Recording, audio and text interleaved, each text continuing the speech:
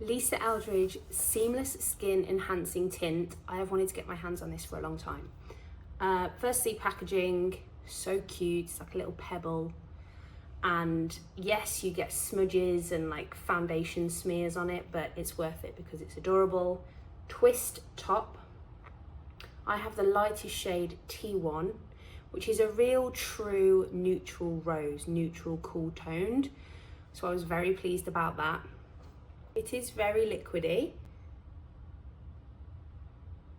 See that? As you can see, it's running on my hand. Because it's a skin tint, so it's not full coverage and it's very liquidy, I would definitely stay away from a sponge. A sponge is going to soak all of that good stuff up. You're going to waste product and therefore waste money. So use your fingers or a brush. I'm using quite a fluffy brush. And again, because it's lighter coverage, I'm not really buffing it in and priming my brush. I'm just loading up my brush and it's going straight onto the skin. So I just have my skincare on, I have a lip liner on and a little bit of Natasha Denona concealer here, that is it. My skincare was put on a couple of hours ago, so it could have probably had a bit of a refresh to look a bit more dewy and hydrating, but I couldn't be bothered. So when I first put this on, I was concerned that it was a little bit too light in terms of the shade for me. But once it settles into the skin, it is a perfect shade for me. It's not too pink, it's definitely not too yellow, but because it's got that neutral aspect to it, it just balances really nicely. What I find is a lot of brands, when they do something rosy or cool toned, they are far too pink, and then I end up feeling like Mr. Blobby or something. It's just ridiculous. So I've just buffed that amount that you saw on my hand, which was probably about 4 drops-ish.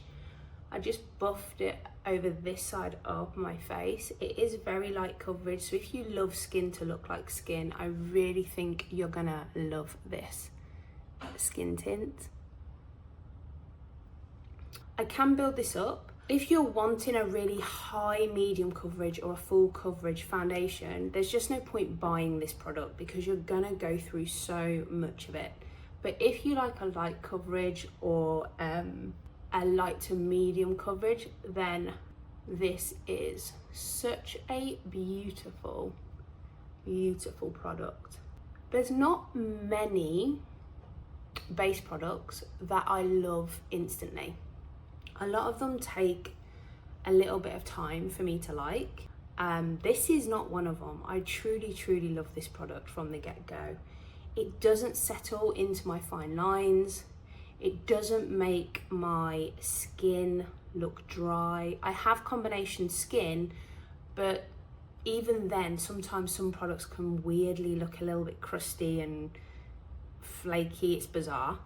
It's not super glowy. It just has that satin look to the skin, so therefore it looks like skin. Pretty much how I wear it from the start is kind of how it looks basically in the evening, just a little bit more oily because I am combination, but nothing major.